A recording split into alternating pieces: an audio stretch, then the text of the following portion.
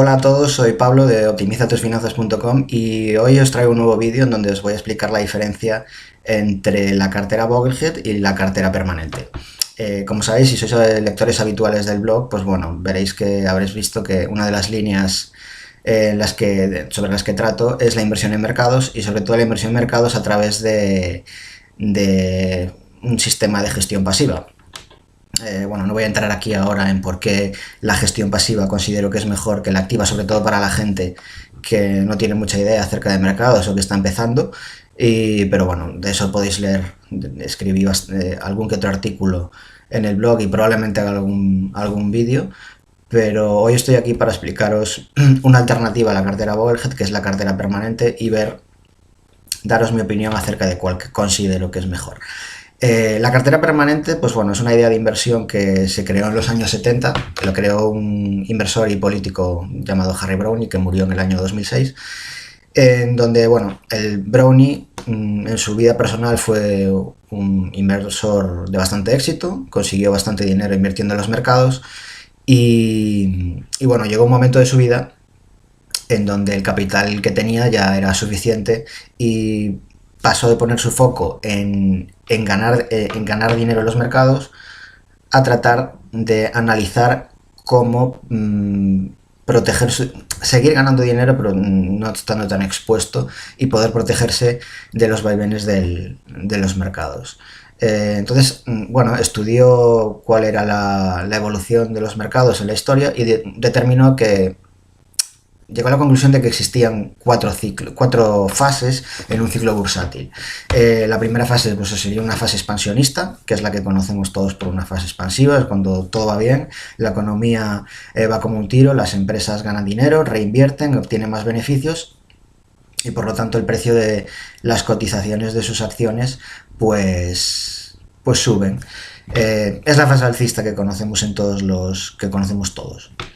Luego determinó que también existe una fase inflacionista, que es una fase en donde que suele coincidir normalmente con el pico de la fase expansiva y que es un momento del ciclo en donde los precios son excesivamente elevados, tanto precios de activos como normalmente precios de la economía real, una fase inflacionista que bueno, puede venir dada por diversos factores. Luego determinó que existe una fase de contracción monetaria, que es una fase que suele coincidir con el inicio de las crisis, donde los bancos centrales drenan liquidez y por lo tanto hay menos dinero circulando y por lo tanto el crédito cae. Y luego hay la fase recesiva, que es donde no se mueve nada, donde se destruye empleo y donde en los mercados los tipos de interés suelen ser tipos de interés negativos. Pues bien, en su análisis determinó que existen estos 4 ciclos y se propuso cómo poder obtener el máximo beneficio de su cartera en cada una de estas fases del ciclo. Dijo que el capital invertido en la cartera debería estar dividido en 4 activos diferentes. 4 activos diferentes pero con el mismo peso en cada uno de ellos. Estableció que el 25% del capital debería estar invertido en acciones para aprovechar los ciclos alcistas en las fases expansivas. El otro 25% debería estar invertido en oro para protegernos en las fases inflacionistas, porque el oro tradicionalmente es un valor refugio en épocas de inflación. Otro 25% en bonos para protegernos en las fases en las que empieza a caer el mercado bursátil, porque tradicionalmente, otra vez, los bonos son un producto refugio a la hora en que las economías que las bolsas empiezan a ir mal, y el otro 25% en activos monetarios, divisas, fondos monetarios, etcétera, cuando el ciclo bursátil no hace más que caer y tenemos que retirarnos a liquidez. Bien, con esta división lo que buscaba era intentar, como dije, buscar maximizar los rendimientos en cada una de las fases, en las fases que determinó del ciclo. Vale, ¿cuál es mejor? ¿Qué es mejor? ¿Una cartera Boglehead, una cartera permanente? Bueno, a ver, yo creo que analizar la cartera permanente tenemos que analizarla en el contexto actual, ¿vale? Si nos planteamos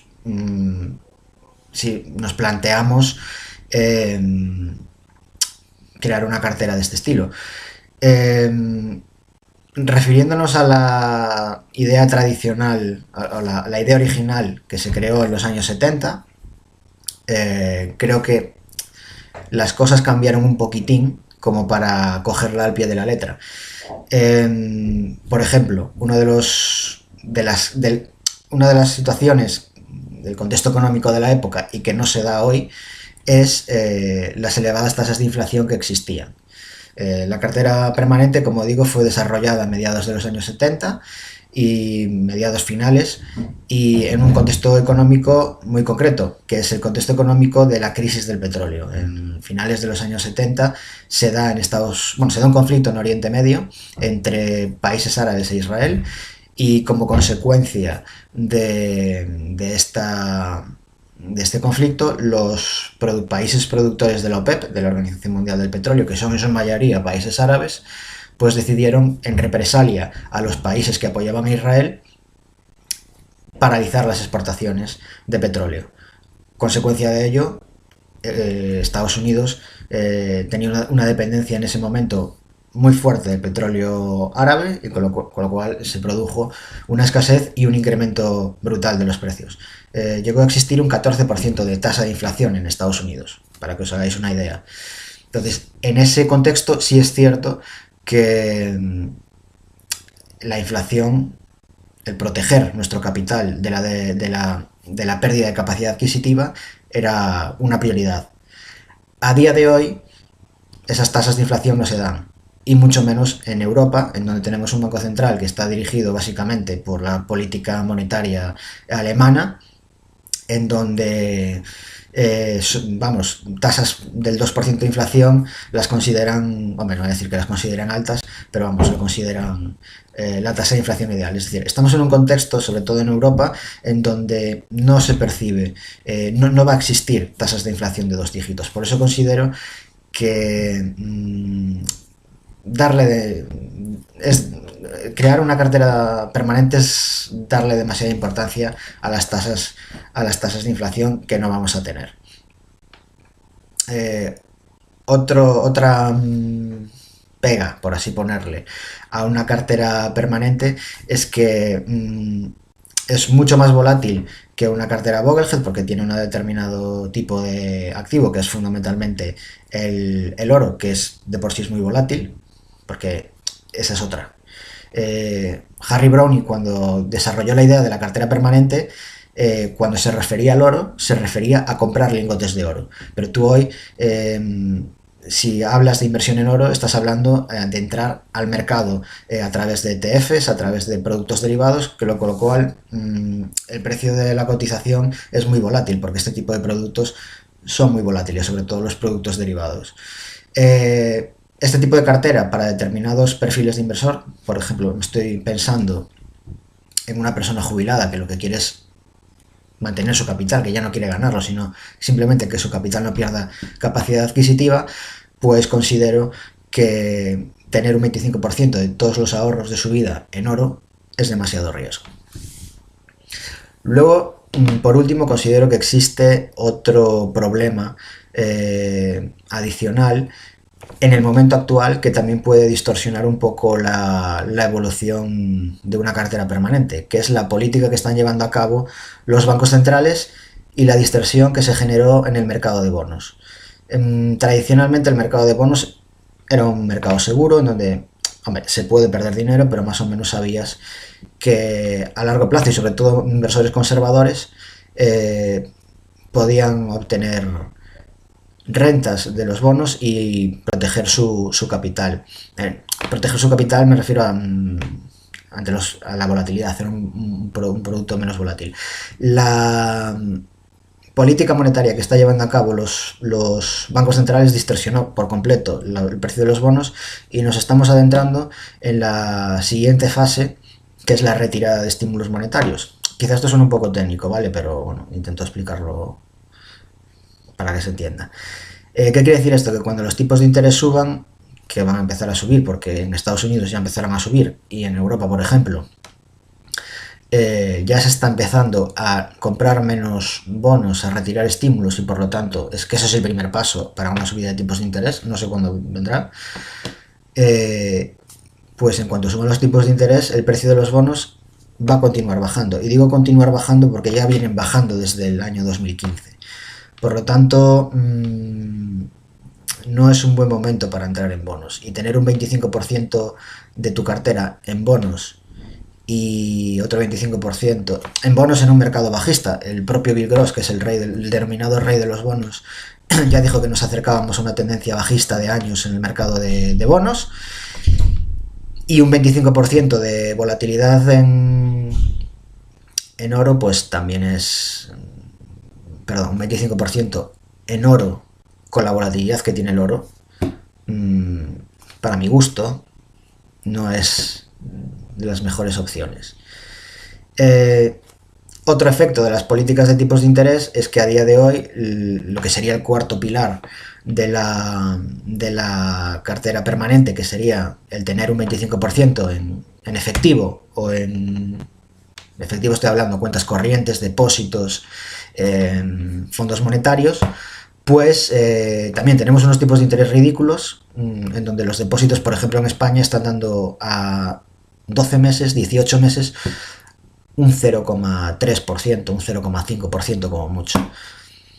Estamos en un contexto en donde, tal y como está la política monetaria, pues el 50% de tu cartera estaría expuesta prácticamente a pérdidas en bonos y a una rentabilidad ridícula que ni siquiera cubre la inflación en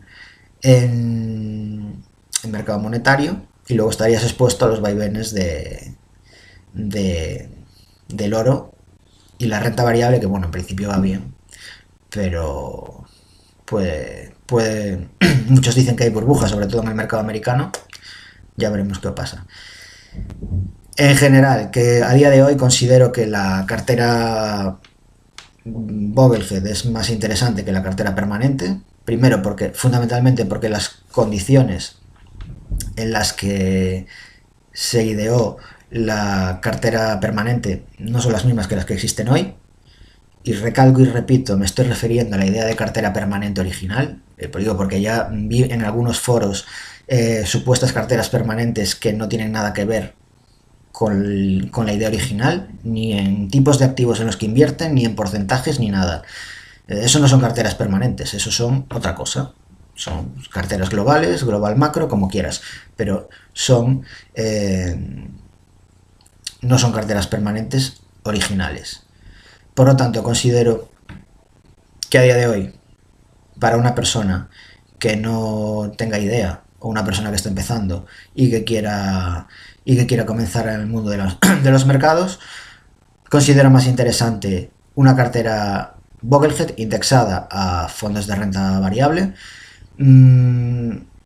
Renta fija, no sé, ahí sí que es cierto que nos encontraríamos el mismo problema que la cartera permanente, un contexto de caída de bonos, pero bueno, nos ahorraríamos una volatilidad mayor con el oro, asumiríamos una menor volatilidad, nos quedaríamos solo con la volatilidad de la renta variable, y considero que a día de hoy es más sencillo, menos costoso, porque tienes menos transacciones, y en definitiva es más sencillo que una cartera permanente. Bueno, espero que las ideas de una cartera permanente, de lo que es una cartera permanente, os haya quedado clara. Por mi parte, creo que no me dejo nada. Si queréis alguna aclaración, pues podéis escribir en los comentarios, o podéis escribirme un email. Y nada, por mi parte nada más. Si os gusta este vídeo, compartidlo en vuestras redes sociales, que me ayudaríais mucho, y dadle a me gusta. Y si no estáis suscritos al blog, pues mirad, por aquí abajo, en la caja, aparecerá y os podéis suscribir al blog. Por mi parte nada más, y hasta el próximo vídeo.